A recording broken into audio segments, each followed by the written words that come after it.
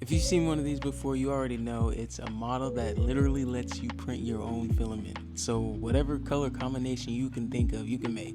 So clear, purple, blue, red, anything. But what I wanted to test out was a four-colored, multicolored filament, basically. So I threw down some glue and I got it printing, and it looks so crazy. I didn't know what to expect when printing this, and especially when feeding it back into the printer to see what that's gonna spit out again. So it was definitely a mission, but it came out absolutely amazing. Like, it was not what I was expecting at all. It looked like aluminum plus a little bit of rainbow on some sides, but hey, you might have a use for this.